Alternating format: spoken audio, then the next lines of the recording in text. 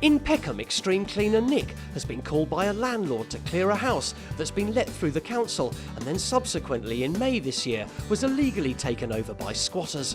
We've been called in to clean up after a lady's rented a property out through the council.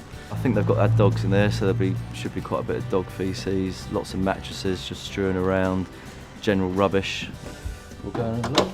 Let's look in this room first. What immediately confronts Nick is surely a landlord's worst fears. Occupants with no respect at all for the newly refurbished property they, and obviously their dogs, moved into. Yeah, this smells pretty bad. Kind of smells, got that dead body smell to it, to be fair. Dried dog faeces down there. You know, it's just really dirty. Got another room in here. Again, it's just sort of rubbish that they've collected and chucked around. Always find a Bible. Always. Don't know why. Wherever you go, in squats or anything, there's always a Bible. Which makes me think the people that live in here are trying to find an answer to the solution of life, but there is no answer. Apart from dog poo littering the wooden floors and a revolting sofa in the kitchen, the downstairs isn't too bad. But what horrors may be waiting for Nick as he climbs the stairs? Steve and James are making a start on clearing the 3-bedroom house as Nick ventures upstairs to check out the state of the bedrooms. Okay, this is a bit more like it. This is generally the kind of thing you expect to find probably throughout a whole house. Even though this bedroom is typical of what Nick finds, it doesn't get any easier for him to understand the mentality of the squatters. It's just disrespect, really. Disrespect to the owners and disrespectful to themselves. You know, no one with any self-respect would live like this. Again, whenever I drive past houses and I see sheets and curtains up in windows, I know exactly what's inside those places. You can't be bothered to go to IKEA and buy a blind. This is the sort of thing you live in. As Nick checks out another bedroom, he spies a cup on top of the wardrobe. These have caught him out in the past. Often in these places you've got to be careful of cups with on them on top of wardrobes. You start moving a wardrobe and you can end up with someone's urine all over you. But the bedroom has yet to offer up its nicest surprises. They've got their own fridge in here. Oh, look at that, dried in the bottom. Oh, that stinks. Oh. There you go. Rotten onions. I think they're onions. If it smells like that, can still make me gag slightly. It's just microwave. Oh, that's a beauty. Look at that. Fish head, and that looks like a fish eye. Now Nick's checked out the lie of the land, time to get a plan of action. The plan of action will be clear downstairs, got to try and get the boards off to get access to the back, and then clear upstairs. Then once all the rubbish is out, rip up the carpets, and then start cleaning. Natural knockers number 8. In Peckham, South London, Nick and his team are making good progress with the 3-bedroom house, clearing out the rubbish and preparing the house for a deep clean tomorrow. But Nick's feeling a bit worse for wear. I've hit a brick wall now. I'm starting to get off with the people who have put me in this situation. The landlord's given express orders for the boys to just get rid of everything from the house. But instead of disposing of it all in the truck, Steve's going to make the next door neighbour's day. We're just delivering this fridge for that lady there. She's seen outside the property and wants it. So she can have it. Nick, on the other hand, is still in a grump with the squatters. Just people who obviously don't give a monkeys about how they live, quite frankly. How you'd want to live in this smell, I don't understand. And I imagine the shower's pretty clean because I doubt they've used that, so we'll find out anyway. Well, he's right that the shower hasn't been used, at least for washing. To me, that looks like someone's just used it as a toilet. That looks like urine to me. So I would imagine the only use of that shower has been as a third toilet. Nice. With most of the rubbish now cleared, all that's left is to get rid of the dog-stained carpets.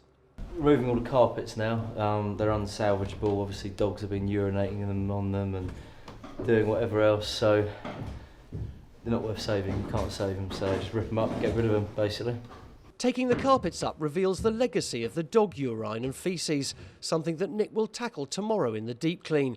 But already, the house is beginning to look normal again, and Nick's cheering up. These are jobs we like. The lads get a bit of satisfaction seeing everything cleared out, because most people don't want to touch it. You know, the lady whose house this is wouldn't even come through the front door. It's all done now. It's not too late in the day, and we've got, you know, everything programmed in for tomorrow. So yeah, no problems today. Easy.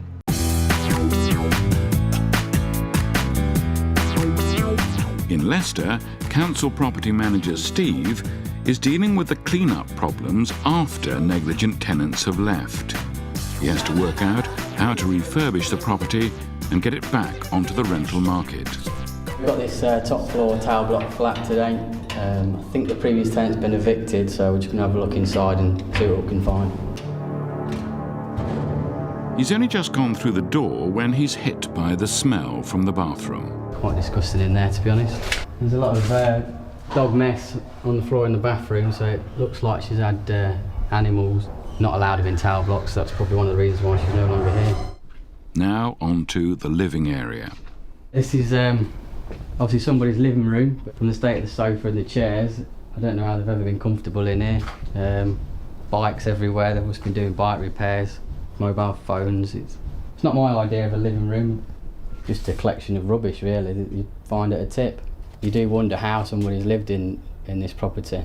Well, this is how people live, unfortunately.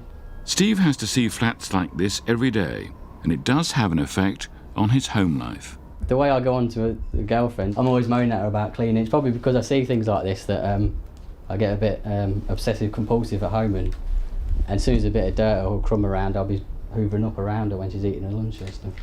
Refurbishing this flat poses serious problems, not least the fact that it's on the 17th floor. We might have a problem with that window. We're going to have to try and get that emulsion off. It costs a lot of money to get scaffolding up here to replace that, so it depends if it's gloss or emulsion, whether it'll come off or not. That's going to be a nightmare job for somebody cleaning that. The final room he looks at is the kitchen. Graffiti again on the units. We've got some more graffiti on the door there. They obviously didn't have a piece of paper to write it on, so the nearest thing to hand was the door. This will need a new kitchen. The units, by the looks of it, they're beyond repair, so we'll change all the units. New sink, new worktops. Steve has to get this flat cleared quickly so he can start the refurbishment as soon as possible. Prospective tenants are already queuing up, so once again he's going to call on the services of Suicide Sid and his A-team. Sid acquired his nickname because of the zealous way in which he clears properties. Suicide and the boys can empty a 3-bedroom house in around 30 minutes, so there'd be a bit of a doddle. You're limited spaces on the lift. You know what I mean, you can't bring anything downstairs because it's fire hazard. And with Dave coming inside the lift, you can't get so much in it, can you? They've used these ones before, and that doesn't inspire confidence. I hope the lift don't get stuck. It does break down very often. This one does, doesn't it? But this time, hey-ho, the lift is working, and they can make a quick start. First, they remove the council's protective door. The bins have got to come in and out, and also the chairs and the sofas have also got to come out this way, so we can't get them out with this on, so it's got to come off. Once the door is off, the problems are exposed. Sadly, they've seen this all too often. I would say this is about the average. That's for a an bad average, flat. yeah, for a bad flat. After years in the job, Sid is still baffled as to why people do this. I don't understand how people can live like this, really. Apparently she was an alcoholic. I mean, looked at it, you'd think it was a boys' flat, wouldn't you? With all the push bikes and that, but you wouldn't believe it's a woman lived here. Maybe she had a fetish for bikes, I don't know. Makes you wonder where she sat and slept. There's no bed in here or anything. As always, it's the big stuff first, so the boys grab the sofa, or what's left of it. What do you add to this then? You got some use out of this, didn't you? But there again, it's alcoholics, isn't it? They don't spend money on furniture or anything, they just drink all the time, isn't it? You know what I mean? So they'll just put their head down anyway, wouldn't they, really? Usually the fridge in these properties is horrible, but amazingly, Sid doesn't have to hold his breath. It's not bad, actually. With the big items cleared, the boys are making good progress, and there's time for a spot of reminiscence. You just don't know what you're going to come up against. You know what I mean? There's some places you could come to an house or a flat, and it's immaculate. When I say immaculate, you could walk in there and actually live in the places, you know what I mean? But then some places like you get like this. I mean, we went to a flat the other week. The bloke had put all brand new carpets down and never moved in. And we've just gone there, took all the carpets away and just crushed them all. Pointless, isn't it? This house we've done. And we found these photos of a woman in bondage. And a couple of weeks later, Dave went to the co-op and actually bumped into the woman, didn't you? Yeah, in the queue. I can't say too much because my wife will with me. But I did say I recognise you. Yeah, with no clothes on. Things seem to have been going rather well. But then there's the bathroom. As you can see, as you walk in, it looks like the dog's been living here. Been there a few days actually, because it's dry, look. It's quite rock hard. Doesn't look like she used the bath or anything, does it? It looks like the dog's been using it. Caution, wet floors, cleaning in progress. Is that what she calls cleaning? How's about that then? Thanks to the boys' hard work, the flat's looking a whole lot better. But will property manager Steve agree?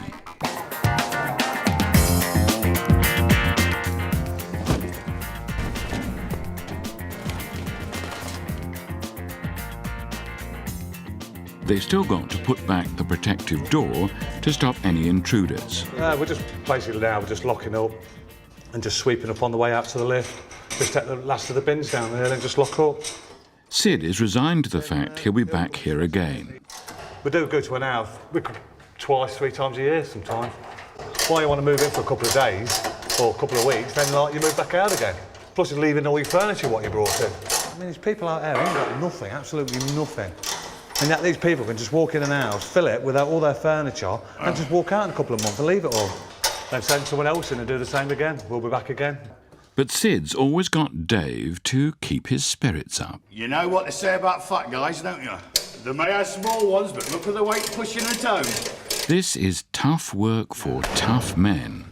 But there are problems. I've done one of my nails. Since we filmed, in Leicester, the property on the 17th floor was soon re-let.